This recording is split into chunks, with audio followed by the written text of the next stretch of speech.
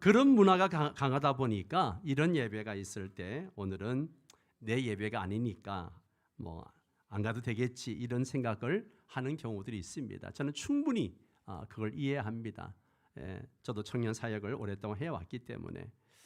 그러나 교회는 세대별로 나는 공동체가 아니라 한 몸이라는 것을 기억해야 됩니다. 성경은 교회를 이렇게 말합니다. 그리스도의 몸이다. 몸이다. 몸에는 여러 지체가 있지만 모두 함께 있을 때 몸이 됩니다.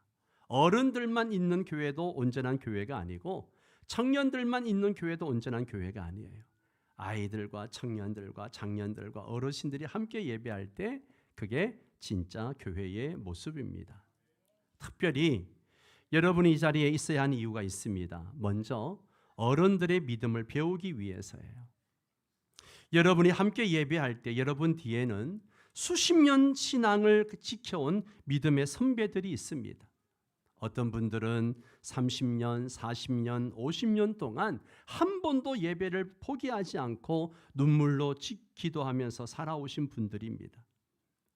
그 모습을 보는 것 자체가 여러분에게는 살아있는 신앙 교육입니다. 또 하나 중요한 이유가 있습니다. 어른들에게도 여러분들이 필요합니다. 청년들과 학생들, 주일 학생들이 예배 자리에 앉아 있는 모습은 교회에 너무나 큰 기쁨이에요. 우리 교회에 다음 세대가 있구나. 믿음이 이어지고 있구나. 여러분의 존재 자체가 교회의 소망이 된다는 사실을 기억하시기 바랍니다.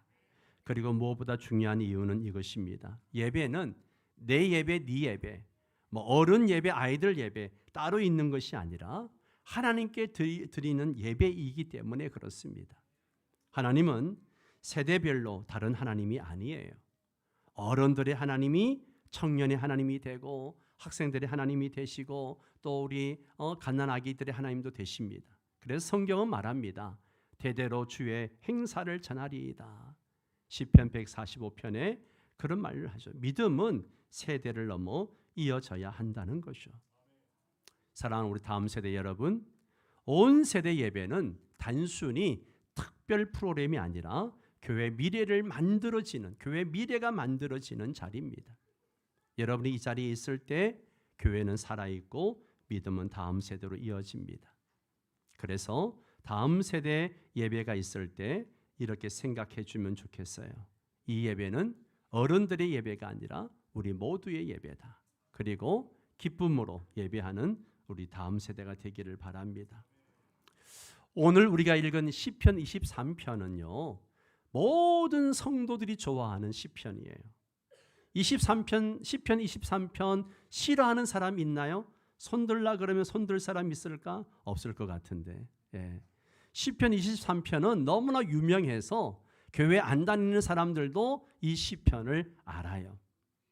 이 시편을 얼마나 많이 애용하는가 하면 장례식장에 가도 이 시편을 가지고 설교를 해요. 병상에 있는 성도들도 이 시편을 읽고 힘을 얻습니다. 어디를 가든지 이 시편 23편을 좋아해요. 우리 주일학교 아이들도 시편 23편을 암송합니다. 암송하는 사람 손 들어보세요. 23편 암송하는 사람. 여호와 나의 목자시니 있는 걸로 알고 있는데 지금 막 손을 막 들려고 하니까 막 내리고 막 그러고 있어요 지금. 굉장히 익숙한 말씀이죠. 그러나 여러분 익숙함이 깊이를 더해 주는 것은 또 아닙니다. 오히려 너무 많이 들어서 그 핵심을 놓칠 수가 있습니다. 여러분 이 시편의 심장은 하나예요. 뭐예요? 여호와는 누구의 목자? 나의 목자. 여호와는 나의 목자시니. 다윗은 그냥 여호와는 목자다라고 말하지 않았어요. 그는 하나님을 개념으로 말하지 않았어요. 그는 하나님을 나의 목자, 이거를 관계라고 이야기합니다. 관계로 고백하고 있는 거예요. 여러분 신앙은 정보가 아니라 뭐예요? 관계입니다.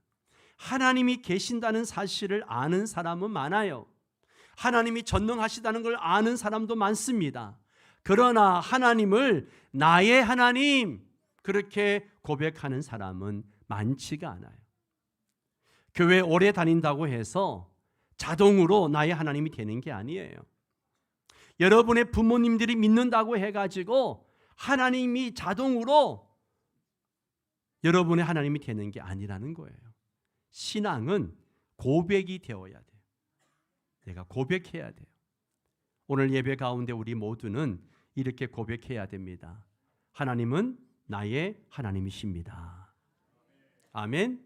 이 고백은 이론이 아니에요. 다윗은 실제 인생을 살면서 이 고백을 수없이 했습니다. 들에서 양을 칠 때도 이 고백을 했고요. 골리앗 앞에 섰을 때도 이 고백을 하고 골리앗 앞에 나갔고요. 사울에게 쫓겨다니면서 피난생활하면서도 이 고백을 하며 살았고요.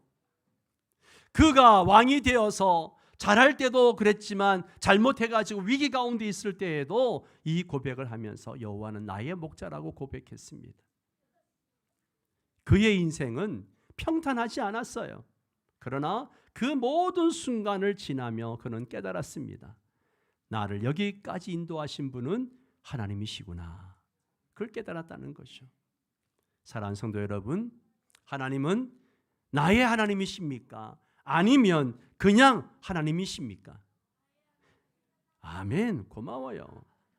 예배 시간에만 하나님이십니까? 아니면 월요일 아침에도 가정에서도 학교에서도 직장에서도 친구와 놀 때에도 휴가 가서도 나의 하나님이십니까? 그래요. 모든 것에 하나님이 되어야 돼요. 교회에서만 하나님이 아니라 월요일 아침에도 가정에서도 직장에서도 학교에서도 친구와 놀 때에도 휴가 가서도 나의 하나님이 되어야 돼요. 어려울 때만 찾는 하나님이 아니라 평안할 때도 의지하는 하나님이 되어야 됩니다. 신앙의 본질은 여기 있습니다. 하나님이 나의 목자이신가? 하나님 나의 목자이신가? 어린이 여러분, 엄마 아빠의 하나님이 아니라 여러분의 하나님이어야 합니다. 우리 어린이 여러분, 목소리가 안 들리는데, 어린이 여러분, 엄마 아빠의 하나님이 아니라 여러분의 하나님이 되어야 돼요. 예, 하나님은 우리 엄마의 하나님이에요, 이게 아니라 나의 하나님이에요 라고 말할 수 있기를 바랍니다. 사랑하는 부모 여러분, 자녀에게 교회만 물려주지 마세요. 그냥 교회만 가라고 얘기하지 마세요. 하나님을 소개하십시오. 자녀가 스스로 나의 하나님으로 고백하도록 도와주시기 바랍니다. 사랑하는 성도 여러분, 오늘 우리는 단순히 시편 23편을 읽는 것이 아니에요. 이 시편을 우리의 고백으로 다시 써내려 가야 합니다.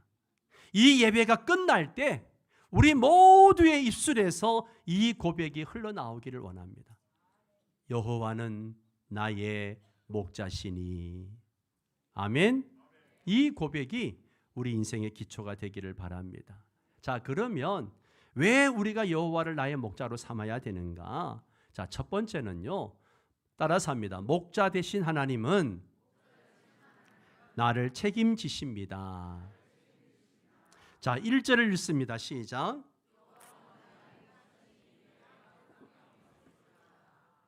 아멘. 다윗은 먼저 하나님이 누구신지를 말하고 그 다음에 내가 어떤 상태인지를 말하고 있는 거예요. 예. 내가 능력이 있다, 이게 먼저가 아니고요, 여호와는 나의 목자시다, 그렇게 말하고 있습니다. 성경이 우리를 양에 비유하는 것은요, 우연이 아니에요. 양은 스스로 방향을 정하지 못합니다. 양은 눈도 나쁘고 겁도 많고 또 쉽게 길을 잃어버려요. 이 모습이 누구 모습과 같아요? 우리 모습과 같잖아요. 예. 우리는 미래를 통제할 수 없어요. 내 감정조차도 다스리지 못할 때가 있어요. 때로는 분명한 길이 있는데도 우린 다른 길로 막 갈 때가 많아요. 예. 그래서 성경은 말합니다. 우리는 자율적인 존재가 아니라 의존적인 존재입니다. 그러므로 인생의 안전은요, 내 실력에 달려 있는 것이 아니고 누가 나의 목자인가에 달려 있다는 거죠. 자, 여기 보면 여호와 나의 목자시니 내게 그러면서 뭐라 그래요? 부족함이 없으리로다. 부족함이 없다는 말은요, 내 욕망, 내 갖고 싶은 거 모든 것이 다 채워진다는 그런 뜻이 아니에요. 하나님이 필요한 것을 정확히 아시고 채우신다는 믿음의 고백인 것입니다. 여러분, 푸른 초장은 영적 양식이에요. 쉴만한 물가는 참된 안식입니다. 그리고 영혼을 소생시키는 것은요, 은혜의 회복이에요. 다윗은 환경이 좋아서 이렇게 말한 게 아니에요. 광야에서도 도망자 신세에서도 이 고백을 합니다. 왜 그렇습니까? 목자가 계시기 때문에. 목자이신 하나님이 계시기 때문에. 환경이 아니라 하나님의 임재가 그 만족의 근거가 되었다는 거죠. 내 손에 내 지갑에 돈이 얼마나 있느냐, 이것 때문에 만족하는 것이 아니라 하나님이 나의 목자라고 하는 사실 때문에 만족하는 거죠. 또 3절을 보면요, 자기 이름을 위하여 의의 길로 인도하시는도다 그랬습니다. 하나님은 단지 먹이만 주시는 분이 아니에요. 방향을 주시는 분입니다. 우리 인생이 흔들릴 때 하나님은 의의 길로 돌이키십니다. 때로는 우리가 원하지 않는 길처럼 보여도 결국은 그 길은 가장 안전하고 좋은 길이 됩니다. 왜 그렇게 하십니까? 왜 그렇게 우리를 인도할까요? 자, 여기 다시 한번 보세요. 자기 이름을 위하여. 자기 이름을 위하여. 하나님은 자신의 이름, 곧 자신의 영광을 걸고 우리를 책임지십니다. 그러므로 우리의 구원과 인도는 나의 공로가 아니라 하나님의 신실하심 위에 서 있다는 사실입니다. 사랑하는 우리 성도 여러분, 내가 강해서 사는 게 아니에요. 내가 똑똑해서 사는 게 아닙니다. 목자 되신 하나님이 오늘도 나를 먹이시고 회복시키시고 바른 길로 인도하시기에 우리는 이렇게 고백할 수 있습니다. 나에게 부족함이 없습니다. 예. 사랑하는 부모 여러분, 우리는 자녀들을 누구보다 사랑합니다. 자녀를 위해서라면 어떤 희생도 아끼지 않으려고 합니다. 그러나 우리는 자녀의 인생을 끝까지 다 책임질 수 있습니까? 그럴 수 없습니다. 나는 할 수 없습니다. 내가 아무리 능력 있는 부모라도 할 수 없어요. 하나님이 지켜주셔야 합니다. 목자 되신 하나님만이 지켜주실 수 있습니다. 그렇기 때문에 가정의 중심이 예수 그리스도가 되어야 합니다. 예배로 가정을 세우시기 바랍니다. 두 번째는 따라서 합니다. 목자 되신 하나님은 나와 함께 하십니다. 예. 자, 4절 말씀을 함께 읽습니다. 내가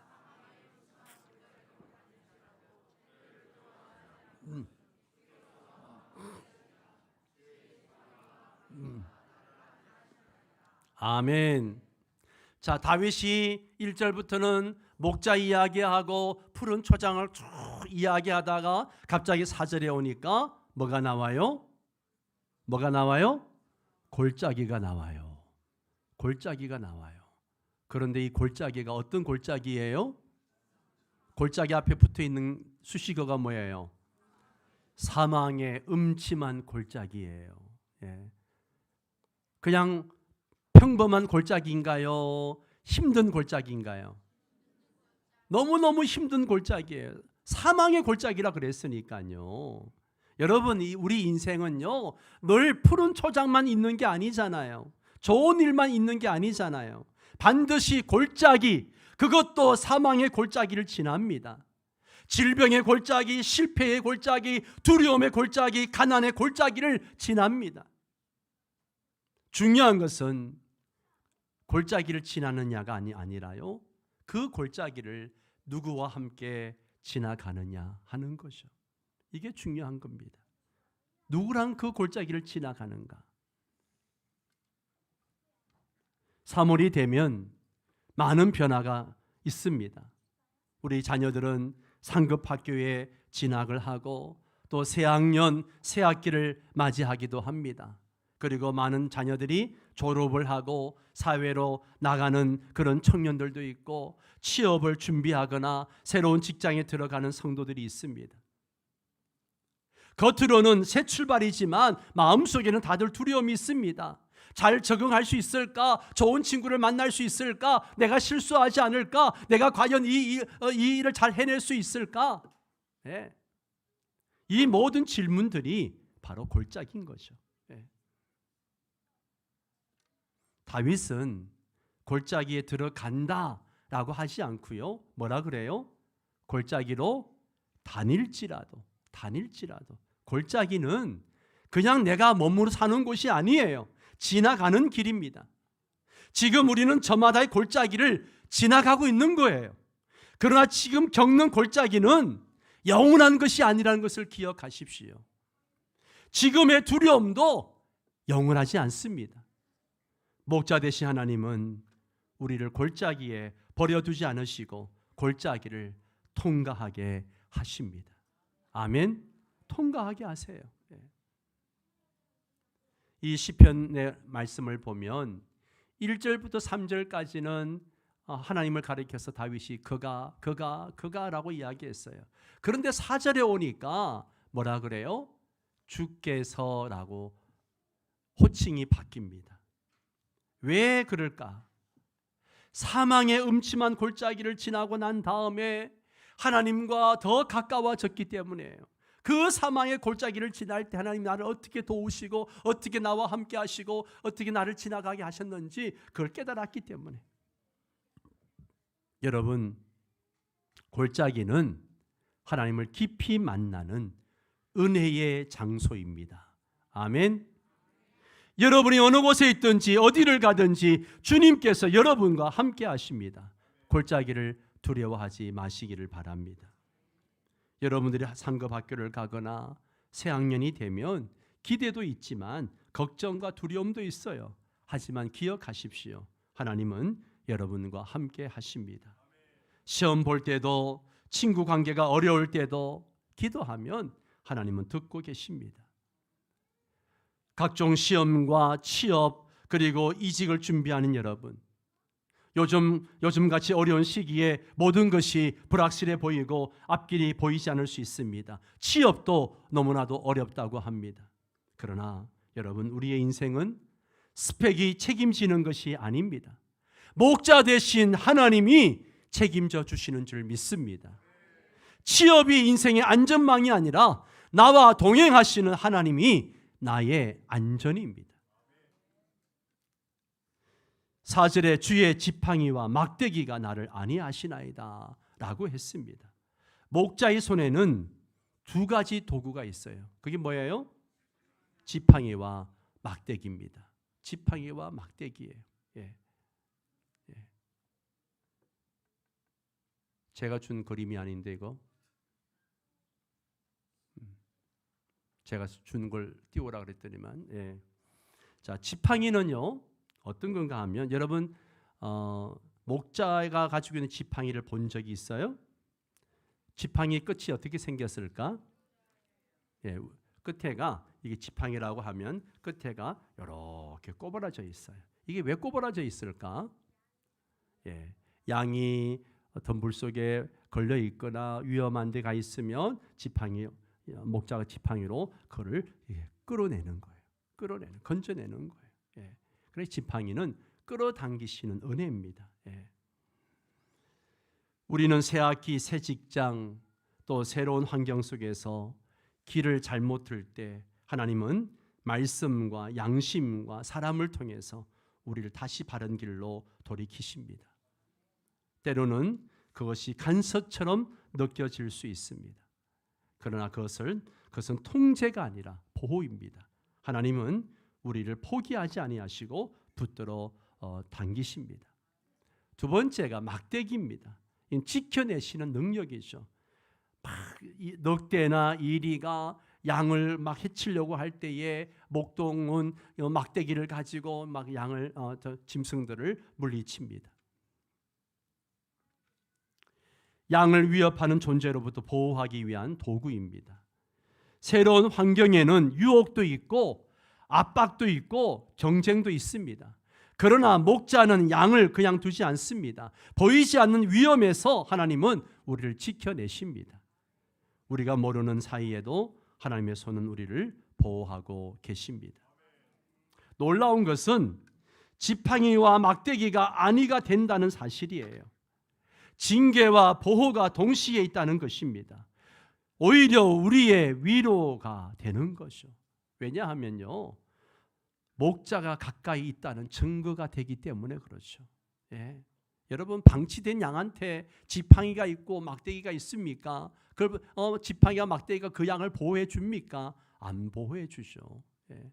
그러나 사랑받는 양에게는 늘 목자의 손길이 있습니다. 여러분, 새로운 시작 앞에서 혹시 하나님의 간섭이 느껴지십니까? 예상치 못한 제동이 걸리십니까? 그것이 지팡이일 수 있습니다. 막대기일 수 있어요. 그러나 기억하십시오. 주의 지팡이와 막대기가 나를 안위하시나이다. 나를 안전하고 위로해 주신다라고 하시는 말씀이에요. 하나님의 손이 우리 위에 있다는 사실이 가장 큰 평안입니다. 여러분, 새로운 시작 앞에서 우리는 이렇게 고백해야 됩니다. 주께서 나와 함께 하심이라. 이 고백입니다. 환경이 바뀌어도, 학교가 바뀌어도, 직장이 바뀌어도 우리 목자는 바뀌지 않습니다. 예. 목자 되신 나의 하나님이 오늘도 그 새로운 길 위에서도 우리와 함께 하십니다. 두려워하지 마시기 바랍니다. 요한복음 10장에서 예수님은 말씀하십니다. 나는 선한 목자라. 선한 목자는 양을 위하여 목숨을 버린다 라고 했습니다. 십자가는 목자 되신 하나님의 가장 분명한 증거입니다. 우리가 길 잃은 양이었을 때 예수님은 우리를 대신해 죽으셨습니다. 그래서 우리는 확신할 수 있습니다. 골짜기에서도 하나님은 우리를 버리지 않으십니다. 마지막 세 번째로 따라서 합니다. 목자 되신 하나님은 나를 영원까지 인도하십니다. 자, 우리 5절, 6절 이제 마지막인데요. 소리내어서 힘있게 같이 읽습니다. 시작.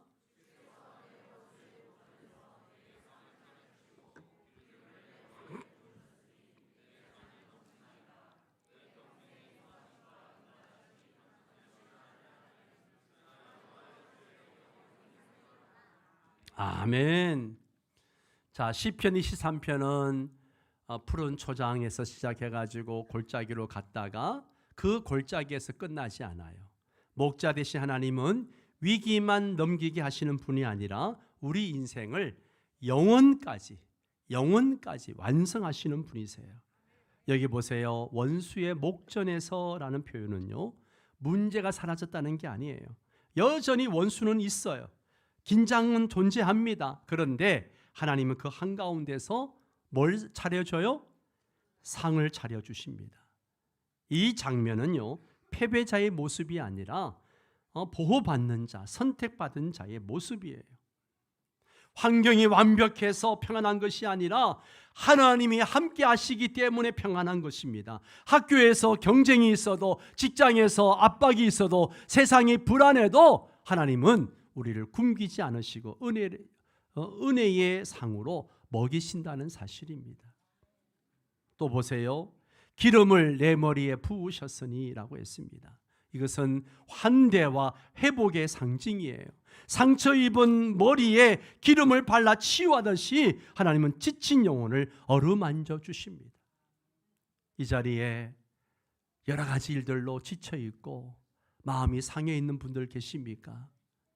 하나님께서 여러분 머리에 기름을 바르시고 그 지친 마음을 만져주실 줄 믿습니다. 내 잔이 넘치나이다라고 고백합니다. 이것은 단순한 물질적 풍요, 형통 이런 걸 얘기하는 게 아니에요. 은혜의 충만함을 의미합니다. 부족함이 없는 삶에서 이제는 넘치는 삶으로 나아가는 거예요. 하나님은 겨우 살게 하시는 분이 아니라 풍성하게 살게 하시는 분이십니다. 내 평생의 선하심과 인자하심이 반드시 나를 따르니라고 했는데요.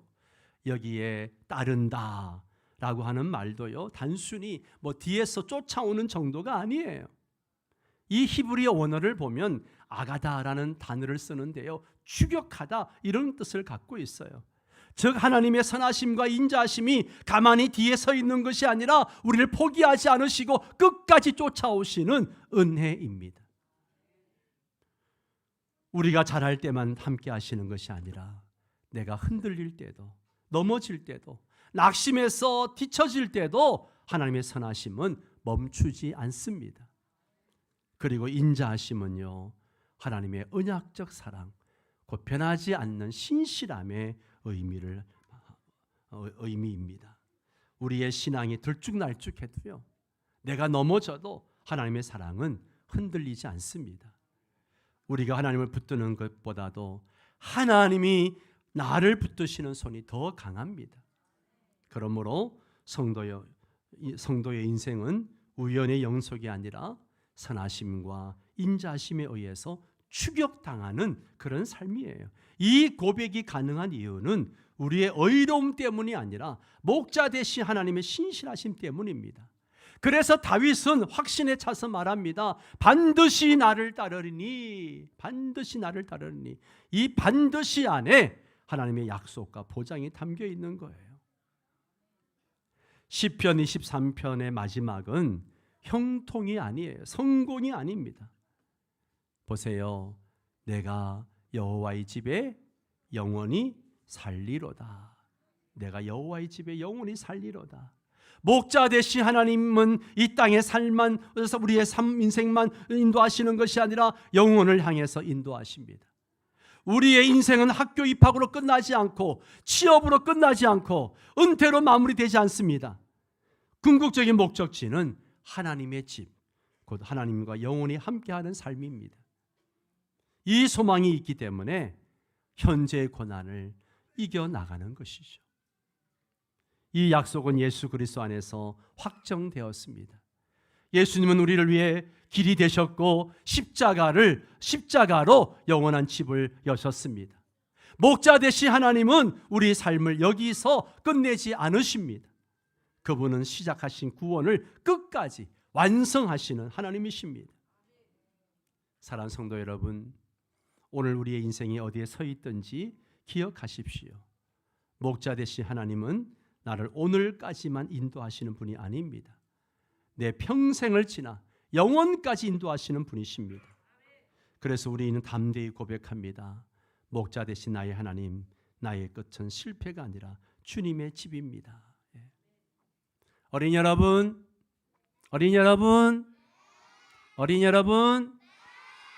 하나님은 나의 목자예요. 따라서 합니다.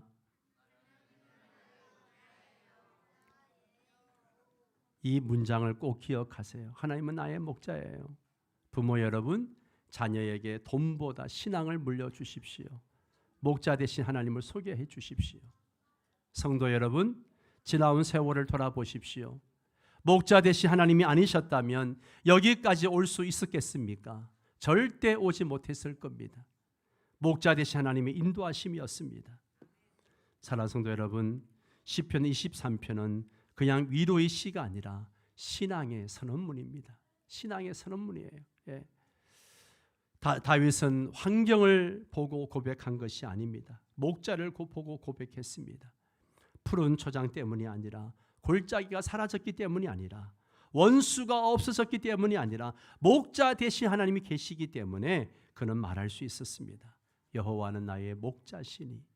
사랑하는 성도 여러분, 이 3월의 새로운 시작 앞에 서 있는 우리, 각자의 삶의 자리에서 고민과 부담을 안고 있는 우리, 가정을 책임지며 미래를 염려하는 우리 모두에게 오늘 이 고백이 필요합니다. 환경은 바뀔 수 있습니다. 학교도 직장도 역할도 바뀔 수 있어요. 그러나 목자는 바뀌지 않습니다. 그래서 우리는 상황이 아니라 하나님을 붙들고 고백합니다. 목자 대신 나의 하나님, 나는 주님의 양입니다. 한번 같이 고백해 볼까요? 목자 대신 나의 하나님, 나는 주님의 양입니다. 예, 아멘. 내가 나를 책임지는 인생이 아니라 주님이 책임지시는 인생입니다. 내가 길을 다 아는 것이 아니라 목자가 길을 아십니다. 오늘 우리는 이렇게 고백하기를 원합니다. 한번 같이 읽습니다. 시작. 주님이 책임지시고 주님이 동행하시고 주님이 영원까지 인도하십니다. 아멘, 아멘. 함께 이 고백이 여러분의 고백이 되고 가정의 고백이 되기를 주의 이름으로 축원합니다. 아멘, 아멘. 자, 이제 우리 다음 세대를 함께 축복송하면서 축복